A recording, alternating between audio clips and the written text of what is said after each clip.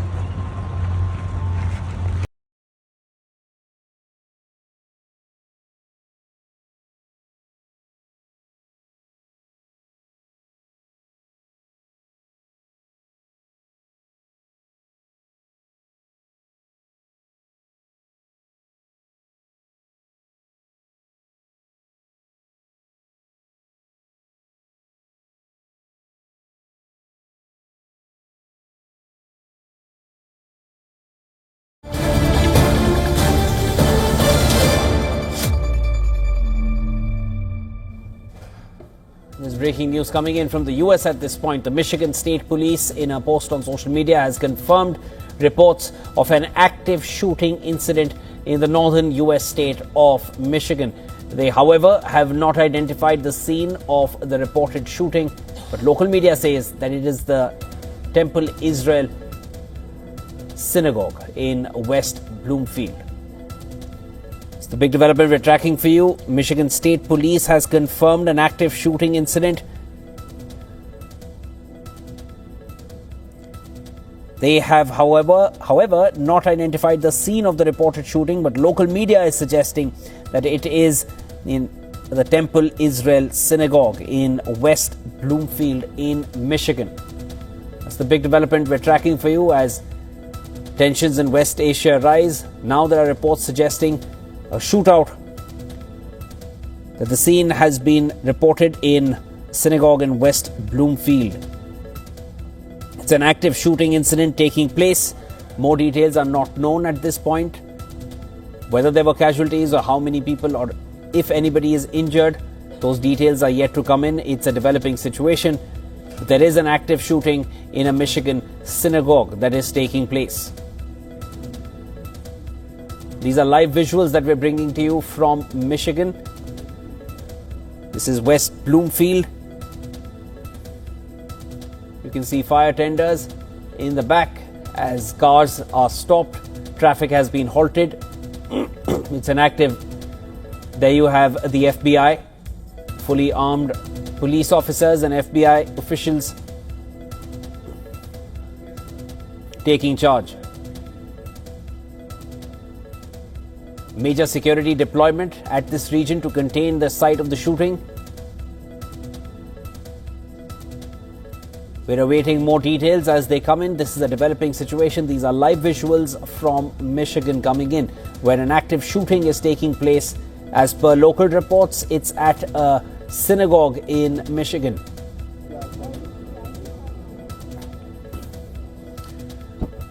We'll bring you more details as we get them.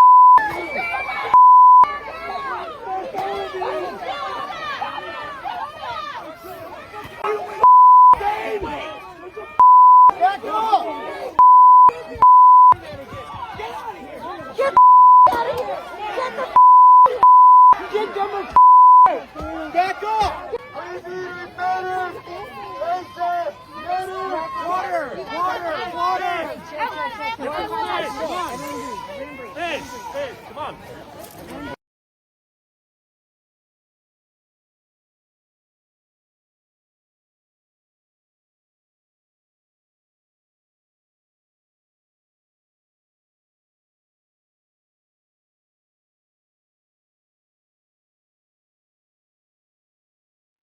right, guys, this is pretty much a red alert for anyone that has money in the bank, your 401ks, all that. I already put out one warning because Jamie Dimon and the government come out and warned that the banks could get hit here at any moment. But now we have confirmation that Iranian sleeper cells have been activated.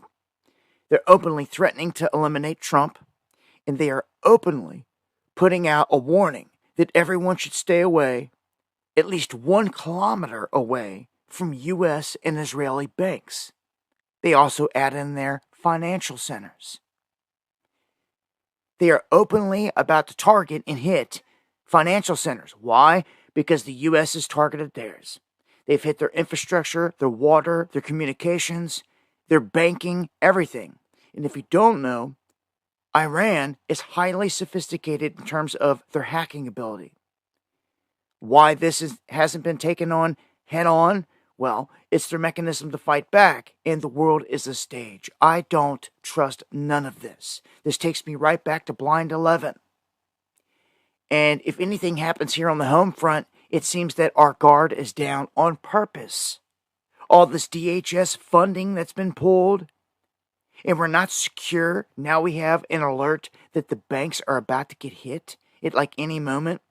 And for you that's thinking, oh, well, it may not happen. Well, Standard Chartered just evacuated Dubai offices because they're talking about striking them. They put them up there as an open target. So this goes beyond just hacking. They're talking about bombing the bank itself. They're on the list. They're also actively talking about hitting Google, Amazon, and other strategic assets, technological assets in the Gulf area. Remember, they hit that one data center and it caused some problems. If they start targeting all those places full scale, it will be big time problems. The banks are on the plate, all right? They're targeted, and at any time, something's going to happen. Can only put out so much of a warning and so many warnings here before something does go down, but this seems to be the move they're going to make next. I mean, it only makes sense also in terms of tactics for them to do this. Now, this is going to affect civilians as well as the private sector and everything else. I've been warning you about a reset coming. It just seems awful funny to me that a situation like holding people's money hostage in the banks where you can't get it out, because that's all a hack or an attack is going to do here, it's going to benefit the U.S. government. How's that? Because they are sitting there waiting for an event like this to happen. They have a digital currency waiting for you to download the wallet, and then they can say bye-bye with cash. I smell a setup from hell coming here. That's what it always is here on this world stage, because we're played and we're lied to by them all. All the world leaders in bed together playing the people. Don't you ever forget it. Join me on the live stream Monday, Wednesday, and Friday, 8 p.m. Eastern, where I got more time to talk about this. And I'm serious. You've heard me say too many times to not have anything left in the bank that they can take. Well, I hope you listened. All right, guys, we got several things going down here.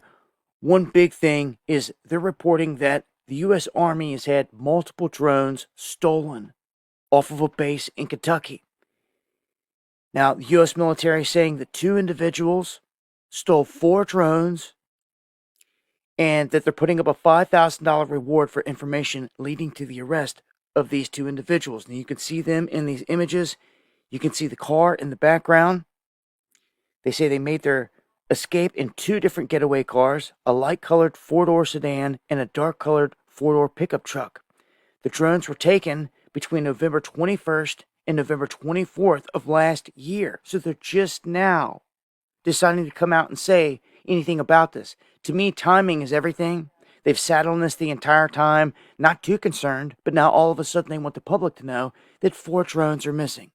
4 drones that are unmanned that are capable of dropping weapons, grenades, explosives. They demonstrated this here recently at an event. Now, that's one situation where these drones are missing and they can be weaponized and used at any time for any kind of staged event. Then we have word of the Doomsday plane off the West Coast being very active, making rounds, and this comes on the heels of a threat being thrown out from Iran that they're going to hit the West Coast of the United States. Some can try to blow this off, but the FBI actually went to all the police stations in California and were telling them, get ready for a drone attack, because if it happens, it's going to be chaos, and you guys are going to have to deal with this on the ground, front and center. For people that want to just write things off and say it's not possible, they've got crappy internet connection, how are they going to get drones all the way across half the world in the ocean? Well, they wouldn't. They would pull up in a boat and they would launch them, and this is a setup. A setup. You know, where things don't go down like they should, and it's only possible because someone let it happen. You know, with radar capabilities and tracking and all that stuff, like, no one's going to be able to launch something halfway around the world and it traverse the ocean without being seen and hit us. That's not how they would do it. They would launch it from either off the coast or from right here within the country. Just start blowing stuff up. They've got millions of people here. Trump just came out in the video and was like, yeah, because of Biden, all the enemies are here. They're here. And he said that we tracked all of them. We know where they're all at. Oh, really? I don't buy that lie for 1 second. Then he says, we think. We think. They think they know where they're all at. You're not arresting any of them? You're not sending strike teams to go get them today? Makes no sense. Smells like a setup. It's what it is. Anything that happens here, from here on out, folks, someone let it all go down. And don't forget, DHS funding cut down and all that. We're sitting ducks at this point. And someone let it be that way. We're aware of that information, and we transfer that information in real time to our local partners. Drone issues have been always top of mind. We're living in such odd and stressful times. You have to take all of this seriously, but you also have to take it with a grain of salt. Should we be concerned? Absolutely. But we've got to go about our business and our day, take care of our families and our jobs and our communities. I want you all to know that we are aware of the reports that were made public today, and we have been in constant communication with our state and federal partners who have assured us there are no imminent threats to us here in San Francisco. As always, public safety is our #1 priority, and rest assured we are in constant communication with all of our public safety partners, and we will continue to monitor the situation, and we will always keep you posted. Qatar's energy minister warned that this war could, quote, bring down the economies of the world, end quote. And the US-backed Qatari dictatorship estimated that the oil price could rise to $150 a barrel, which is well over double the initial price of $70 when the US and Israel launched this war of aggression. And this is going to have major economic consequences on countries all around the world, including the United States. And you know what Donald Trump's response has been? Trump insisted that skyrocketing oil prices are, quote, a very small price to pay, end quote. And then he added in all caps, only fools would think differently, end quote. Well, many working class Americans are going to feel very differently very soon, because due to this U.S.-Israeli war of aggression against Iran, as the global oil price has skyrocketed, naturally, the price of gasoline has also skyrocketed. And as the war continues, it's likely that gasoline prices will only continue to rise. And this is going to have massive shockwaves throughout the economy, because as the economist Isabella Weber has shown in her research, fossil fuel prices are the most important price for inflation and also inequality. When the price of energy skyrockets, everything else in the economy becomes more expensive. All of the other goods and services, because the food you buy at a supermarket has to be sent physically to the supermarket. It has to be transported, often in a big truck that uses a lot of gasoline.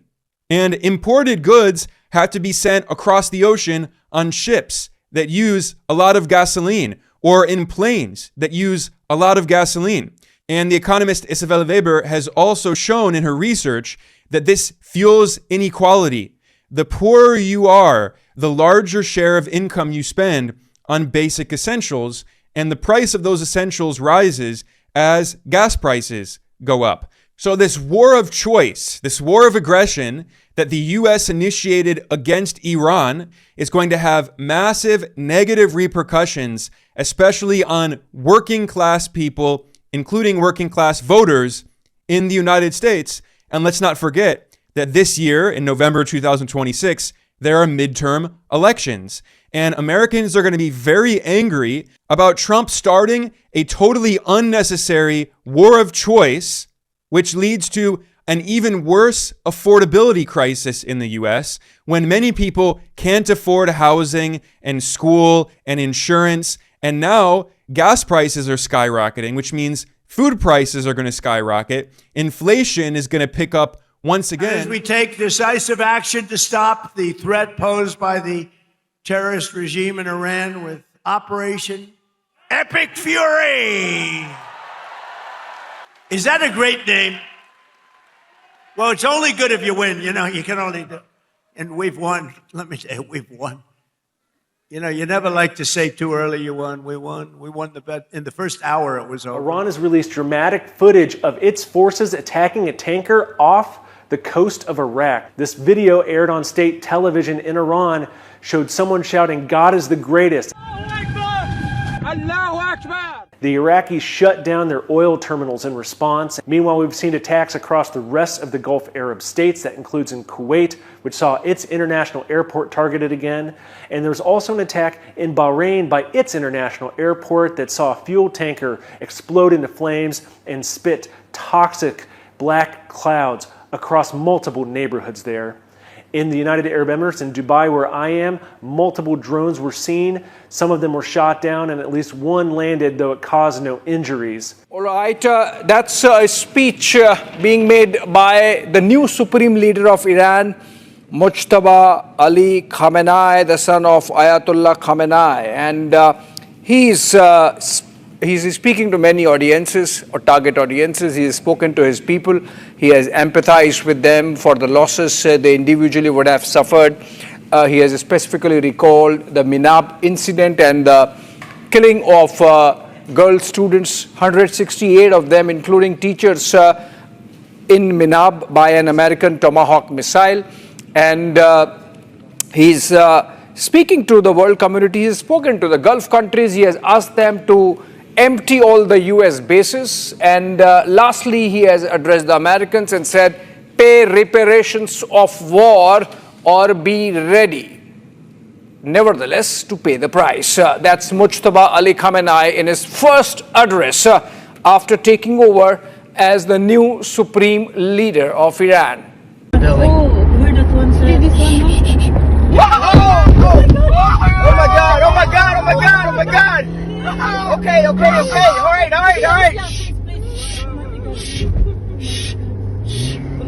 I do it, my love, first, please. I'm going.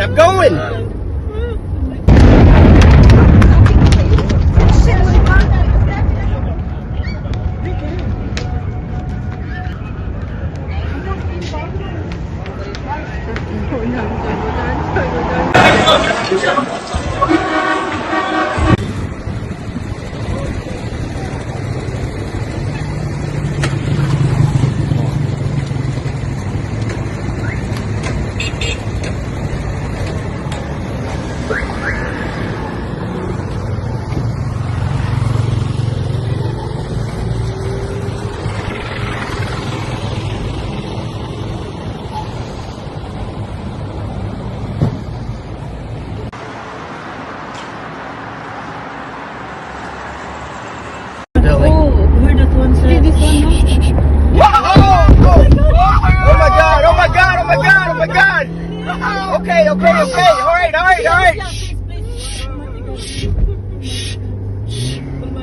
all right. I do it, my love, first, please. I'm going.